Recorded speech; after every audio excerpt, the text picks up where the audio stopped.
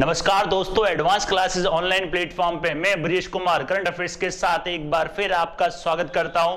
तैयार हो जाइए करंट अफेयर्स की बेहतरीन जानकारी बेहतरीन क्वेश्चंस के साथ, राइट, या बेहतरीन क्वेश्चंस बेहतरीन जानकारी के साथ।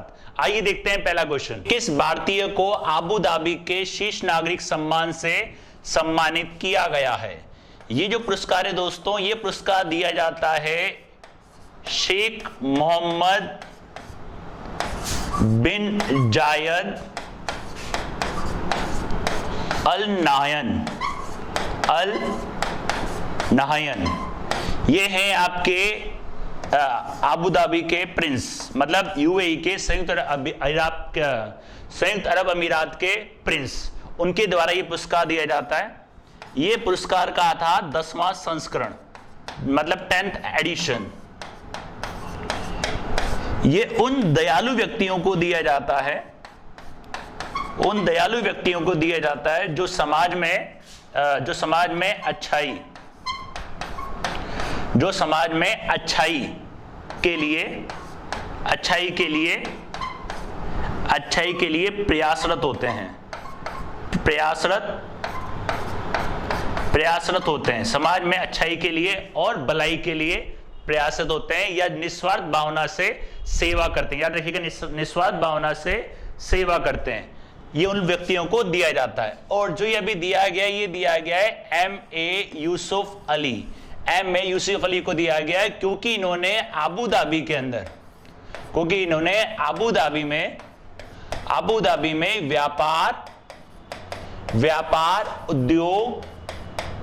व्यापार उद्योग और विभिन्न क्षेत्रों में परोपकारी पहल में सहयोग किया था। परोपकारी पहल में सहयोग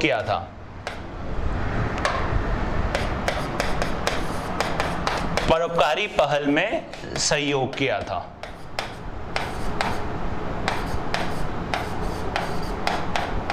सहयोग उनको ये दिया गया था। याद रखिए किसको दिया गया है, इनका नाम है M.A. यूसुफ अली, और ये किसका दिया जाता है? आबू धाबी के प्रिंस के द्वारा।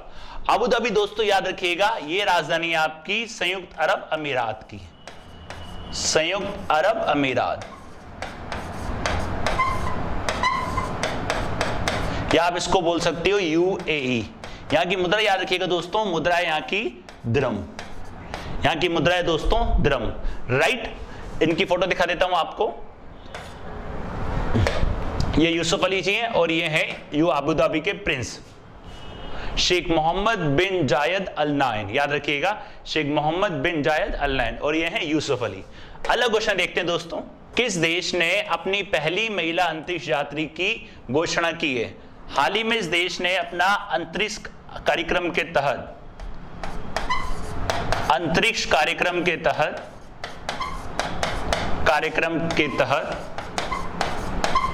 2 लोगों को नामित किया है, 2 लोगों को नामित किया है, नॉमिनेट किया है। उसमें एक तो है महिला और एक है पुरुष। याद रखिए, एक महिला और एक है पुरुष। याद रखिए कि देश का नाम है UAE। इस महिला का नाम है नूरा अल मर्तूशी, और पुरुष का नाम है मोहम्मद अल मुल्ला। तो ये इस देश के अंतरिक्ष कार्यक्रम की पहली महिला है। क्या नाम है इसका? नूरा अल मर्तूशी। तो कौन सा देश है? संयुक्त अरब अमीरात। याद रखिएगा, संयुक्त अरब अमीरात, या आप बोल सकते हो UAE, यूनाइटेड अरब, संयुक्त अरब अमीरात। याद रखिएगा UAE। और अगर इसके पूछे पहले अंतरिक्ष व्यक्ति कौन थे, पहले अंतरिक्ष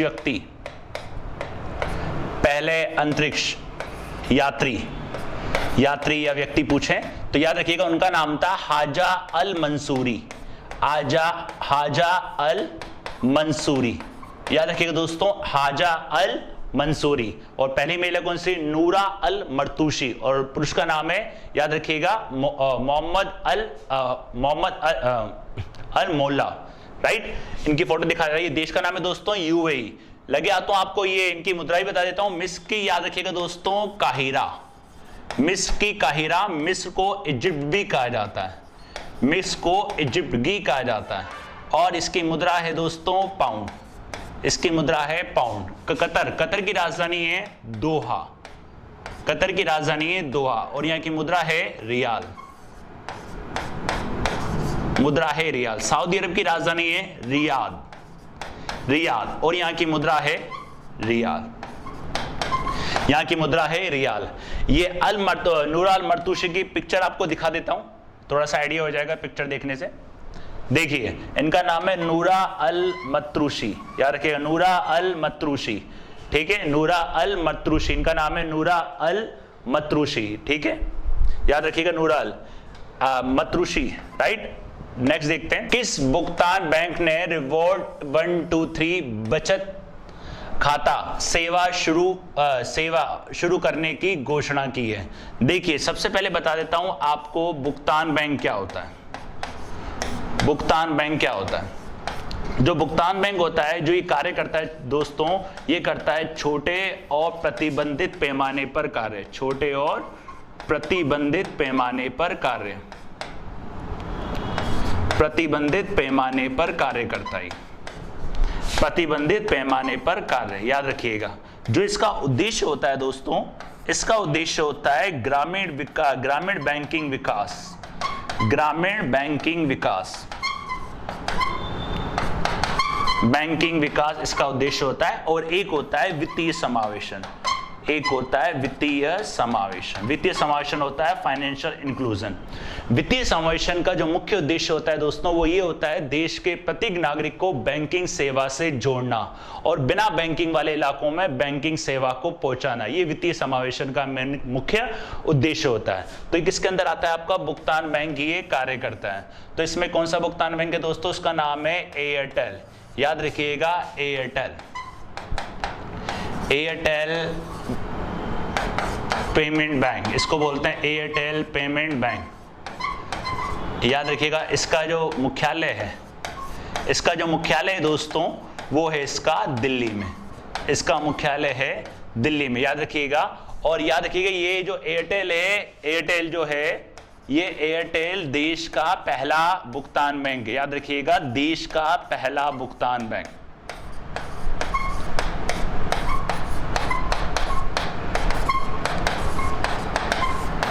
देश का पहला भुगतान बैंक है। इसकी पहली शाखा जो खुली थी वो खुली थी जयपुर राजस्थान में, राइट, याद रखिएगा। तो कौन सा खाता है दोस्तों? ये 123 बचत खाता। इस खाते के बारे में भी आपको बता देता हूं। देखिए ये जो खाता है, इससे 960 रुपए तक की प्रति व्यक्ति प्रति वार्षिक मतलब वार्षिक आय होगी, वार्षिक आय। और इसमें अगर आप पैसा ऐड करते हैं तो 1% का कैशबैक, पैसे को खर्च करते हैं तो 2% का कैशबैक आपको इसके तहत दिया जाएगा। और अनलिमिटेड मतलब असीमित पैसा इसके अंदर जमा करा सकते हैं। तो इसका ध्यान रखिएगा, रिवॉर्ड 123 खाता, रिवॉर्ड 123, याद रखिएगा रिवॉर्ड 123, रिवॉर्ड 123 खाता, राइट दोस्तों, राइट, याद रखिएगा रिवॉर्ड 123। कौन लाया? ये एयरटेल पेमेंट बैंक, देश का पहला भुगतान बैंक था और जिसकी जो शाखा खुली थी वो जयपुर राजस्थान में, राइट। अगला क्वेश्चन देखते हैं, किसे night of the order of arts and later पुरस्कार से सम्मानित किया गया है? राइट दोस्तों, इनका नाम है गुनीत मोगा, याद रखिए गुनीत मोगा। ये जो पुरस्कार है दोस्तों, फ्रांस का दूसरा सर्वोच्च नागरिक सम्मान, फ्रांस का दूसरा सर्वोच्च नागरिक सम्मान है, याद रखिएगा। ये जो दिया गया, ये दिया गया है गुनीत मोगा को, ये दिया गया है गुनीत मोगा, गुनीत मोगा को ये दिया गया है। ये है आपकी फिल्म निर्माता, ये है दोस्तों, ये है इनकी आपकी फिल्म निर्माता, याद रखिएगा। ये दिया गया है गुनीत मोगा को। और गुनीत मोगा जो है, ये है आपकी एक फिल्म निर्माता। इनके एक नवीन संस्करण आया था जिनका नाम था पेंगलिट, इनका एक नवीन संस्करण आया था, नवीन एडिशन आया था, नवीन संस्करण, जिसका नाम था पेंगलिट। पेंगलिट की समीक्षा के लिए, पेंगलिट की समीक्षा के लिए इनको ये पुरस्कार दिया गया। याद रखिएगा, night of the order arts and later, night of the order of arts and later पुरस्कार किसको दिया गया है? गुनीत मोगा को। अगर आप इसका स्क्रीनशॉट लेना चाहते हैं दोस्तों तो आप इसका स्क्रीनशॉट ले सकते हैं, राइट। और ये पहले भी काफी सारे लोगों को दिया हुआ है, जैसे अमिताभ बच्चन को भी मिला है, ऐश्वर्या राय जी को भी मिला है, तो उनको भी ये, शाहरुख खान जी को भी मिला है, तो उनको भी ये अवार्ड दिया जा चुका है। इनकी फोटो दिखा देता हूं आपको मैं गुनीत मोगा जी की। ये हैं दोस्तों गुनीत मोगा, समीक्षा के लिए, किसके लिए? पेंगलिट की समीक्षा के लिए इनको ये पुरस्कार दिया गया है, राइट। अलग क्वेश्चन देखते हैं। अलग क्वेश्चन देखिए दोस्तों, वैश्विक विश्वविद्यालयों की एकेडमिक रैंकिंग में भारत की किस संस्था ने श्रेष्ठ उच्च शिक्षण संस्थानों में शीर्ष स्थान प्राप्त किया है? याद रखिएगा, क्वेश्चन दोबारा पढ़ देता हूं। वैश्विक विश्वविद्यालयों की एकेडमिक रैंकिंग में भारत की किस संस्था ने श्रेष्ठ उच्च शिक्षण संस्थानों में शीर्ष स्थान हासिल किया है? याद रखिएगा, ये जो तैयार करता है, ये तैयार करता है एकेडमिक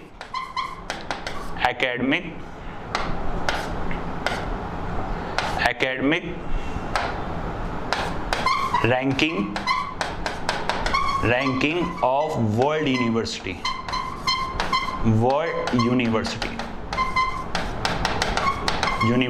याद रखिएगा। और ये 2003 से प्रतिवर्ष तैयार की जाती है। और इसको जो तैयार करता है शांघाई कंसल्टेंसी इसको तैयार करता है।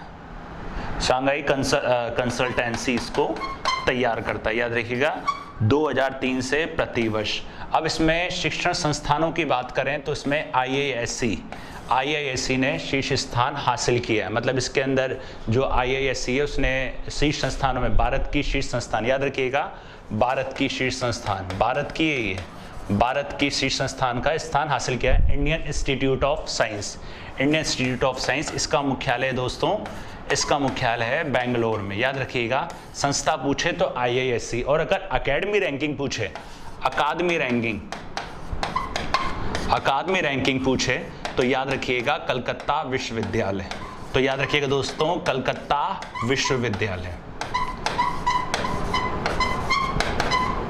विश्वविद्यालय, याद रखिएगा। अगर संस्था पूछे तो IISc बेंगलोर, और अकेडमी रैंकिंग पूछे तो कलकत्ता विश्वविद्यालय की देश में रैंकिंग दी गई है। और पहले नंबर पे पूछे दोस्तों, पहले नंबर पे हार्वर्ड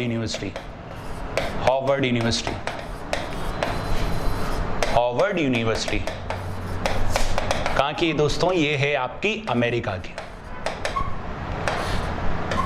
ये याद रखिएगा दोस्तों, ये है आपकी अमेरिका की। तो इसको कौन तैयार करता है दोस्तों? Shanghai consultancy.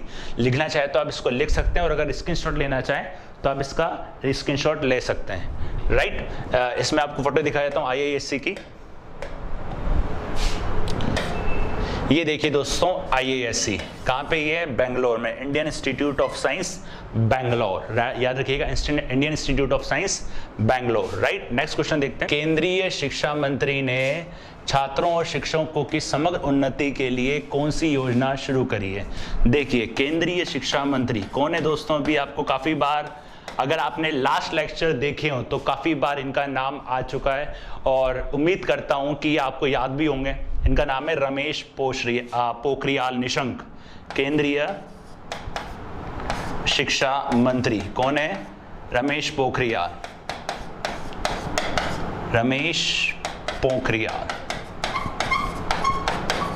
छात्रों और शिक्षकों की उन्नति के लिए इन्होंने एक बनाई है, जो पहल की योजना की शुरू की है, उसका नाम है सार्थक। याद रखिएगा, उसका नाम है सार्थक। तो याद रखिएगा, student and teacher holistic advancement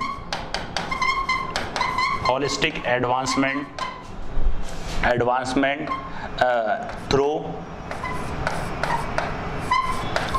quality education, याद रखिएगा, क्वालिटी एजुकेशन। सार्थक की फुल फॉर्म में स्टूडेंट एंड टीचर होलिस्टिक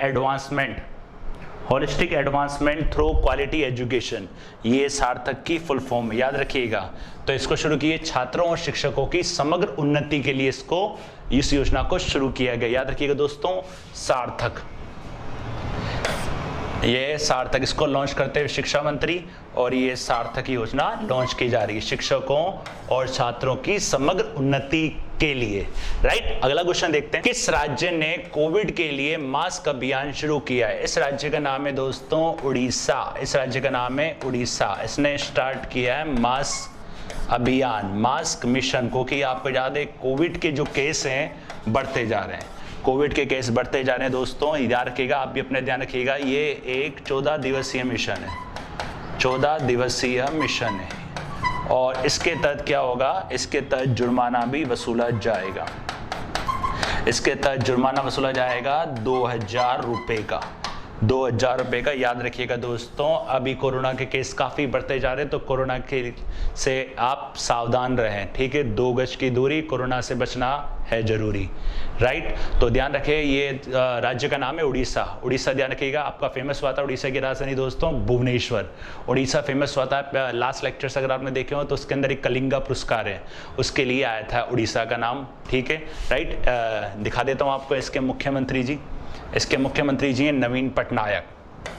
ये हैं नवीन पटनायक, जिन्होंने ये अभियान को शुरू किया है। राइट, अगला क्वेश्चन देखते हैं दोस्तों। किस अभिनेता को पंजाब का कोरोना वायरस टीकाकरण कार्यक्रम का ब्रांड एम्बेसडर बनाया गया है?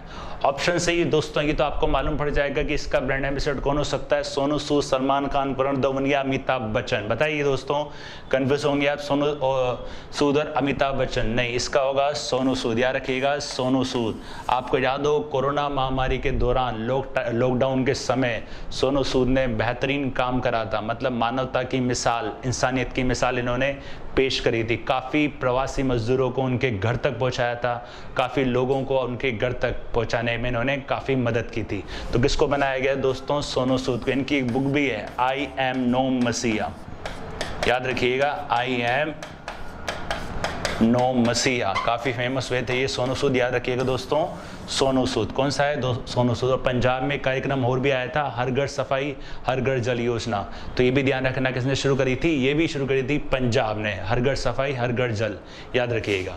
तो इनकी फोटो दिखा देता हूँ, सोनू सूद तो आप जानते ही होंगे, ये है सोनू सूद। राइट, अगला क्वेश्चन देखते हैं दोस्तों। सबसे बड़ा मुक्त व्यापार समझौता लागू करने वाला पहला देश? याद रखिएगा, इसको बोलते हैं क्षेत्रीय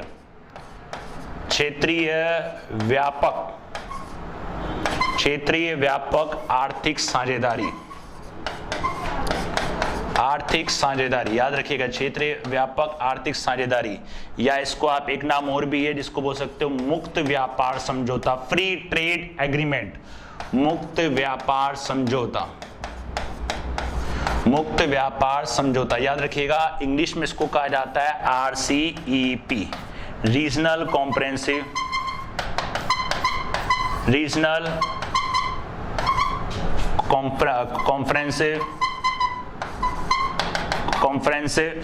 कॉम्प्रेहेंसिव इकोनॉमिक पार्टनरशिप, याद रखिएगा, रीजनल कॉम्प्रेहेंसिव इकोनॉमिक पार्टनरशिप। ये शुरुआत था दोस्तों 2020 में इस पे 15 देशों ने हस्ताक्षर किए थे, और भारत ने जो करे थे दोस्तों, वो करे थे भारत ने 2019 में, याद रखिएगा, भारत ने करे थे 2019 में। और इसके अंदर है दोस्तों, याद रखिएगा, जो आसियान है, आसियान उसके हैं 10 सदस्य, और जो अन्य हैं उसके हैं 5। राइट, उसके हैं 5, कुल मिला के हो गए कितने? 15 सदस्य। याद रखिए, आसियान के बारे में आपको बताया था मैंने दोस्तों, इसकी जो स्थापना हुई थी 1966 में, और इसका जो मुख्यालय है, इसका मुख्यालय दोस्तों याद रखिएगा, इसका मुख्यालय है जकार्ता में। जकार्ता कहाँ पड़ता है दोस्तों? जकार्ता पड़ता है आपका इंडोनेशिया के अंदर, association south east Asian nation, ASEAN, याद रखिएगा। तो कौन सा देश है? उस देश का नाम है दोस्तों सिंगापुर, याद रखिएगा, उस देश का नाम है सिंगापुर। सिंगापुर की राजधानी सिंगापुर सिटी, सिंगापुर सिटी, याद रखिएगा, सिंगापुर सिटी। और थाईलैंड की राजधानी दोस्तों बैंकॉक, थाईलैंड की राजधानी बैंकॉक, याद रखिएगा, बैंकॉक। और इसकी जो मुद्रा है वो है बाहट, इंडोनेशिया की राजधानी दोस्तों जकार्ता, और मुद्रा इसकी रूपिया, दोस्तों रूपिया। हांगकांग की राजधानी दोस्तों विक्टोरिया, हांगकांग की राजधानी विक्टोरिया और इसकी मुद्रा है डॉलर। याद रखिएगा मुद्रा है डॉलर। तो ध्यान रखिएगा क्षेत्रीय व्यापक आर्थिक साझेदारी या इसको बोल सकते हैं फ्री ट्रेड एग्रीमेंट, मुक्त व्यापार समझौता के नाम से भी इसको जाना जाता है। इसको जो इंग्लिश में बोलते हैं वो कहा जाता है RCEP, regional comprehensive economic partnership. याद रखिएगा 2020 में इस पे 15 देशों ने हस्ताक्षर करे थे और भारत इसमें 2019 में आया था। इसके अंदर आसियान के 10 सदस्य और अन्य नॉन आसियान जो मेंबर हैं वो हैं 5। कुल मिला के इसके अंदर 15 सदस्य हैं। फ्री ट्रेड एग्रीमेंट याद रखिएगा। कौन सा देश है दोस्तों? सिंगापुर। ये इसका समिट की फोटो, ये सिंगापुर, ये समिट देख सकते हैं आप, राइट। याद रखिएगा। नेक्स्ट देखते हैं दोस्तों, राष्ट्रीय सुरक्षित मातृत्व दिवस कब मनाया जाता है? राष्ट्रीय सुरक्षित मातृत्व दिवस मनाया जाता है दोस्तों 11 अप्रैल को। नेशनल सेफ मदरहुड डे इसको बोलते हैं, नेशनल सेफ मदरहुड डे। ये मनाया जाता है दोस्तों 11 अप्रैल को। इसको जो शुरू करवाया था दोस्तों, वो शुरू कराया था इसको व्हाइट रिबन अलायंस। इसको शुरू कराया था व्हाइट रिबन अलायंस।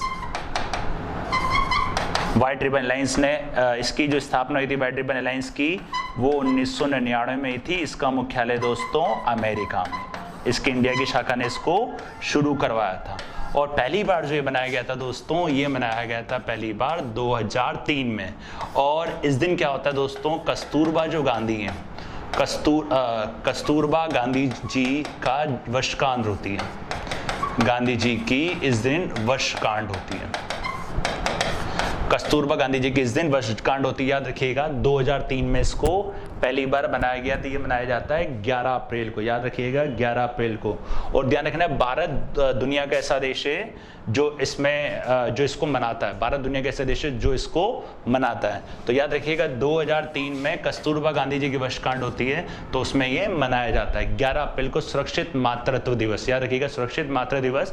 इसको मनाने के लिए जो जोर दिया था वो दिया था व्हाइट रिबन अलायंस ने। व्हाइट रिबन अलायंस जिसकी स्थापना 1999 को हुई थी, जिसका मुख्यालय अमेरिका में।